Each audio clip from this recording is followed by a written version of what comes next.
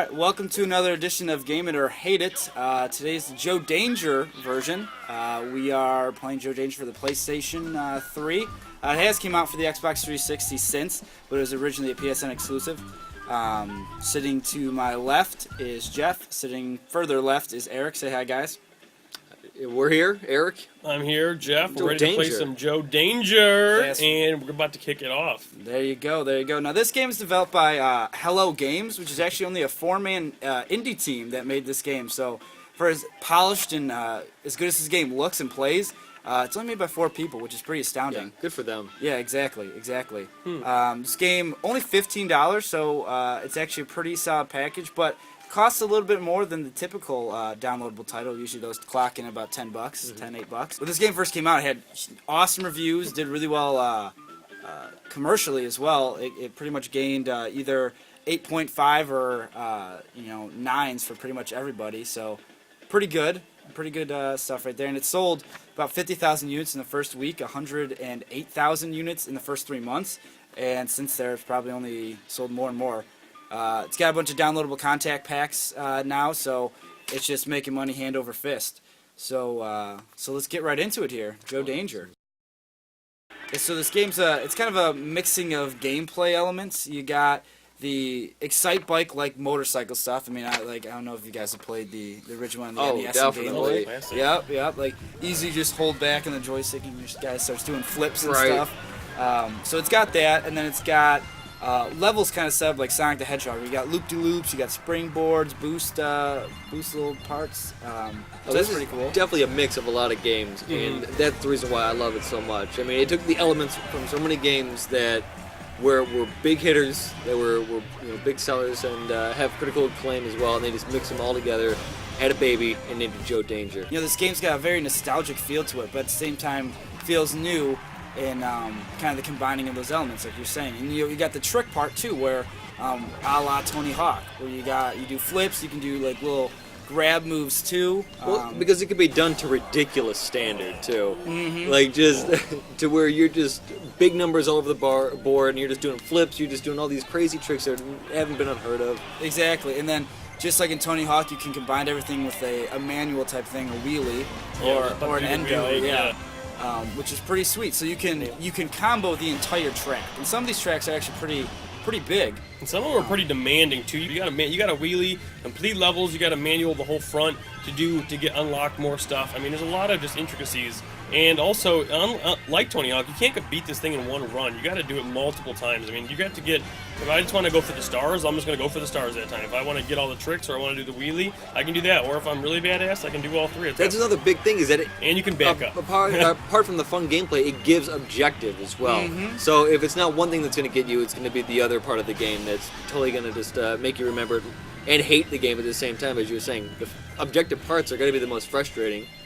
The reason why you're going to constantly retry the track, and why that fucking mole at the front of every time of every track just comes in and just laughs at you and just like, You suck. yeah. Oh man, that. But I think like that not being able to finish it in one take actually adds to the replay value, because then like you cannot always beat the level in one try, so you have to come back and play it again. Even if you fucking hated the level, maybe a different objective, you'll go through it a little bit easier. Maybe you're better at the trick stages better than the time trials, whatever. Yeah, this is the ones that I mean, rarely can you do it all in one take of everything, I think the word is frustrating and also catastrophe. It's 2 words, but It's that goddamn mole. Hello, Joe. Hey, just let you know, you can slow it down and whatever. I was going to say, the game's brought to you by amazing controls. This game would not be possible without really tight controls for this game, because you do a lot of detail stuff.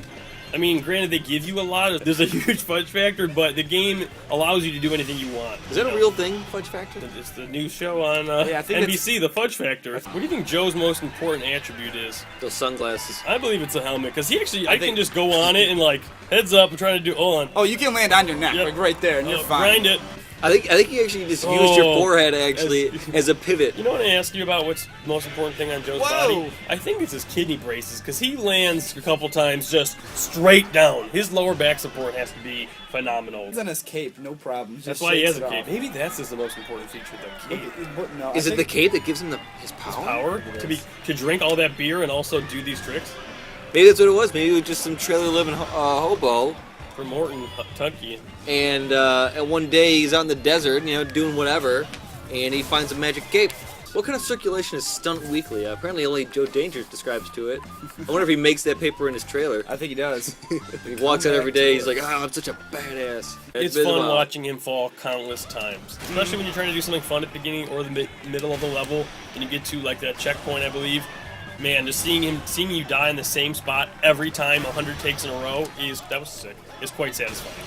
Like Tony Hawk, where you can try to pull off these ridiculous combos when your guy falls. It's just as funny to see them fall and like hurt themselves as this actually get the trick off. It has its own little satisfying. Like even in failure, the game's satisfying. I think so. What about the soundtrack here, guys? Like, what are you noticing with the sound effects and the actual sounds of the game? Like, what are you guys hearing? I'm hearing a lot of bike crashing. It's There memorable we go. though. I mean, it sticks in your head. A lot of the sound effects in it. I mean, I like the organ that's in the back. Because it could be kind of a casual, like, oh, this is just a casual thing that you do on a Sunday at Joe Danger. Exactly. Lighthearted stuff, and then you get the little guitar riffs when you get killed, and when you hit like the objectives. The announcer's reaction. Yeah, exactly. When he does something cool. But still, honestly, the best sound effect in the entire game is when you get a letter. It's danger. Well, the level editor is not necessarily a new feature in a video game, but for this game, it was something that definitely was needed. I'm sure it didn't take up a lot of time for them to do. I mean, I'm pretty sure they just made all their levels in the game with this. They just built the engine. There's a myriad of options, and I really think a level editor entwines a game to its culture. I mean, if you look at a lot of good games, like Diablo, Warcraft 3, they all had level editors. I think level editors is a huge, but also almost Tony Hawk as well. Tony Hawk, that's a great example. Very understated aspects of many of these arcadey feel games. These are gonna fall down. Just do what you want they and make it fun. And it's fun enough you can put it on the market now, which is another cool thing about having this be an online game. Is there's the whole Xbox Live Market where you can download really cool maps people have done, or other things, connect with the community, or just talk about Joe Danger with other people that like it. And they actually had a patch that came out where you can instantly add your videos to YouTube as well. So, Yes. I heard about that. So that is yeah. so you don't need the PVR to put up the stuff that you really enjoy, that you spent your hard-earned time on. Yeah. I think this game is great for any audience, and there's really no crude humor in it. There's really nothing to bring it down. Anybody of any age group can play this and also have fun with it. I remember getting really fucking pissed at this game in multiple. But see, most games don't even allow the game to be this challenging. This game gives it to you, and you know what? You can totally enjoy this game without ever playing these harder levels. You don't need to. You can have fun all day with the level editor. There's so many ways to enjoy this game without having to go the pro route and play these tough levels. But at that same time, they give you all the tools, and it's very well paced too. Like when you get to these higher levels after you've been playing the game for a little bit, like if you play it, every day during the week for a few hours, consistently, you get good at the game. You feel a progression. You feel like you're getting better. So it doesn't feel like it's insurmountable. It's just like I just need to get that much closer, And that's what games need. You need to have that part where you're learning and you're getting better at it. That's what stimulates people to want to play more and more. And that's what ultimately you want to do. Well, I think this game and a lot of the other games sort of in its genre do that well. I think this game does it really well in that regard, is the pacing. But it's also what they give you. They pretty much give you everything from the start. They just slowly start turning up the obstacles and difficulty. I mean, everything is just arranged in a different manner. We will start with Eric. This game, I love it. I mean, you said it's $15? $15. I'd say it's worth $15. It's a shame it's not worth a little bit less, but I mean, it's a great game. You'll definitely get your money's worth out of it. It's just a lot of fun. It has something new and old for everything. The nostalgic player who loves Tony Hawk and things like that. It's just colorful. I find it to be very enjoyable. So it's definitely a game. No doubt. I think this game is well worth the $15. For an indie game made by 4 guys, to have it come out this good, have it such a fan base, all these people who play this game cannot be wrong. This game is a true gem of gems among the online release crowd that is very crowded and very, shall we say, boring most of the time. This is a very innovative and very fun new concept that has made it. Just like Joe Danger, this series has made it. He will be back for 2. I think it's a definite game, and if you haven't played it, it's worth a good $15. Maybe get it for Christmas, save up the $15 in coins. It's just worth getting some way or another. Playing at a friend's house, this is a game that's worth gaming and worth enjoying with multiple people to enjoy Joe's pain. Danger! Son of a bitch. This is where it gets.